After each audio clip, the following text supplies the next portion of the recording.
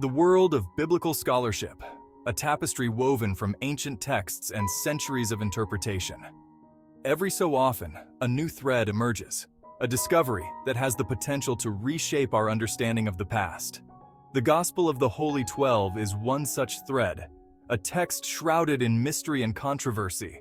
Its very existence challenges long-held assumptions about the origins of Christianity. Our journey takes us deep into the heart of this enigma, exploring its claims and its impact on our understanding of the early Christian world. Imagine, if you will, a time capsule buried for centuries, containing within it a version of the life and teachings of Jesus, different from the familiar narratives of the canonical Gospels. The Gospel of the Holy 12 presents itself as such a capsule, a glimpse into a parallel stream of early Christian thought. But is it authentic? Is it a genuine echo from the past, or a clever forgery? A whisper from a later era seeking to rewrite history? These are the questions that have captivated scholars and theologians alike. The Gospel of the Holy 12, also known as the Gospel of the 12, is not a newly discovered text in the strictest sense. Its existence has been rumored for centuries, fragments of its teachings appearing in various apocryphal writings.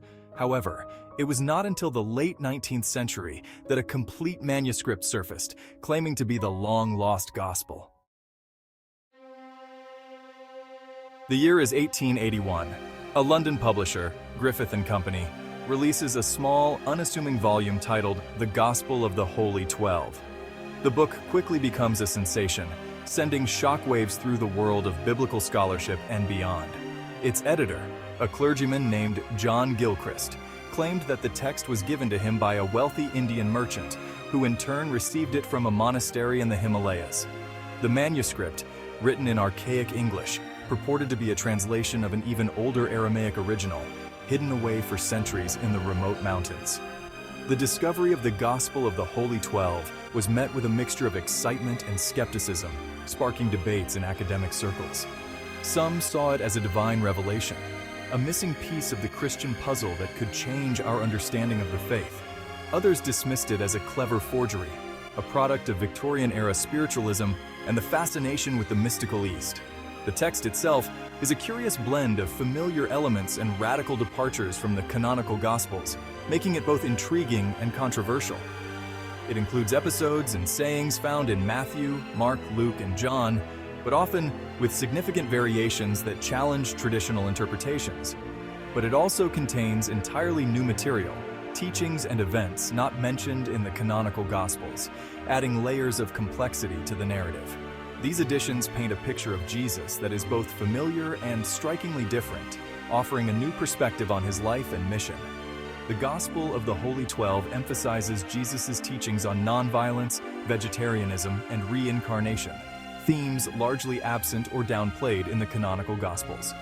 It portrays Jesus as a reformer, a radical who challenged the religious and social norms of his time, pushing boundaries and advocating for change.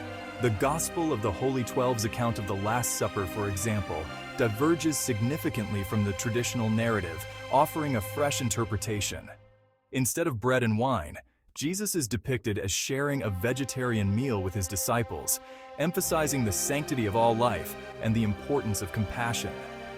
This emphasis on compassion for all creatures extends even to the crucifixion, where the Gospel describes Jesus' deep sorrow for the soldiers who were carrying out the execution, highlighting his boundless empathy and love. One of the most intriguing aspects of the Gospel of the Holy 12 is its resonance with Gnostic and Essene thought, which provides a fascinating glimpse into the spiritual landscape of the time. Gnosticism, a diverse religious movement that flourished in the early centuries of Christianity, emphasized spiritual knowledge as the key to salvation, often contrasting with the more orthodox views. The Gospel of the Holy 12, while not explicitly Gnostic, shares this emphasis on inner transformation and the pursuit of divine wisdom, suggesting a shared spiritual quest. The Essenes, a Jewish sect contemporary with Jesus, are another point of connection, offering a unique perspective on early Jewish-Christian relations.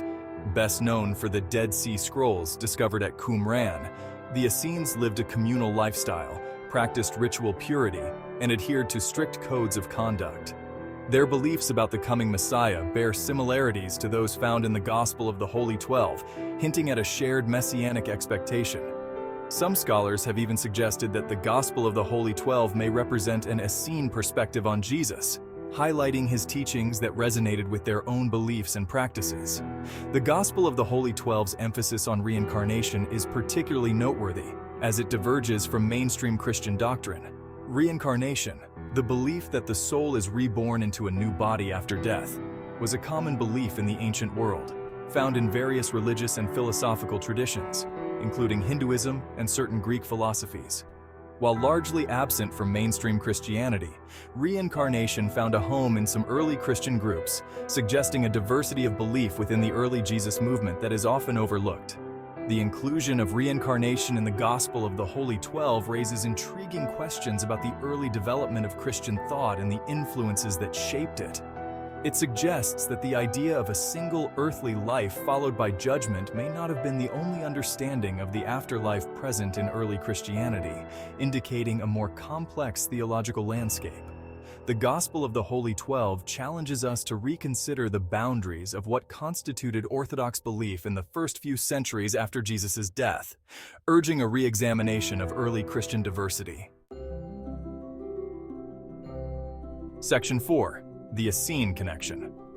The similarities between the Gospel of the Holy 12 and Essene beliefs have led some scholars to speculate about a direct connection between the two. This connection, if proven, could reshape our understanding of early Christian history. Could the Gospel of the Holy 12 be a product of the Essene community, a record of their understanding of Jesus and his teachings? This question has intrigued historians and theologians alike. The evidence, while circumstantial, is compelling. Artifacts and texts from the Essene community show striking parallels to the teachings found in the Gospel of the Holy 12. The Essenes, like the Gospel of the Holy 12, placed a strong emphasis on vegetarianism, seeing it as a way to live in harmony with God's creation. This lifestyle choice was not just dietary but a spiritual practice. They believed in the sanctity of all life and practiced non-violence, tenets echoed in the Gospel of the Holy 12's portrayal of Jesus. This commitment to peace and respect for all living beings was central to their faith. Moreover, the Essenes were known for their apocalyptic expectations, awaiting the arrival of a Messiah who would usher in a new age of peace and righteousness. Their prophetic discussions often centered around this hope. This messianic expectation finds resonance in the Gospel of the Holy 12's depiction of Jesus as a divine messenger sent to prepare humanity for the coming kingdom of God. The imagery used in the text reflects this profound anticipation. The possibility of an Essene connection adds another layer of intrigue to the Gospel of the Holy 12. It opens up new avenues for research and understanding. It suggests that the text may provide a glimpse into the beliefs and practices of a Jewish group that played a significant role in the religious landscape of first-century Palestine. Their rituals and prayers offer a window into their spiritual life. The Essenes, often overshadowed by the Pharisees and Sadducees, may have had a more profound influence on the development of early Christianity than previously recognized. Their contributions are slowly coming to light.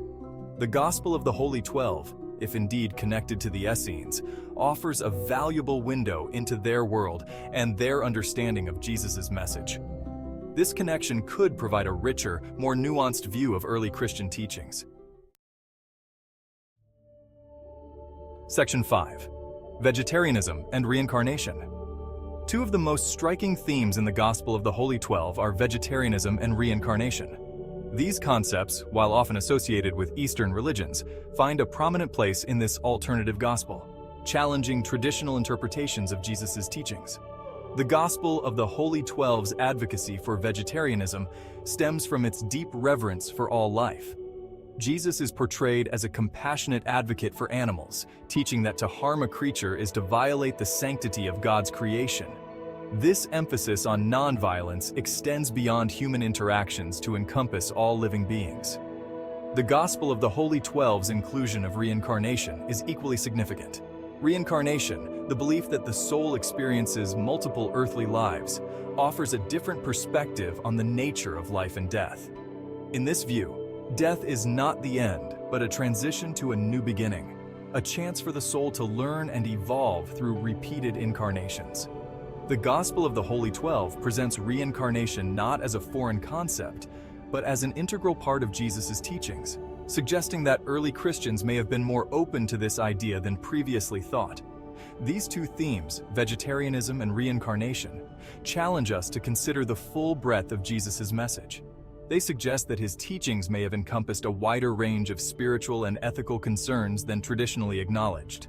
The Gospel of the Holy 12, by highlighting these often overlooked aspects of Jesus' message, invites us to re-examine our understanding of his teachings and their implications for how we live our lives.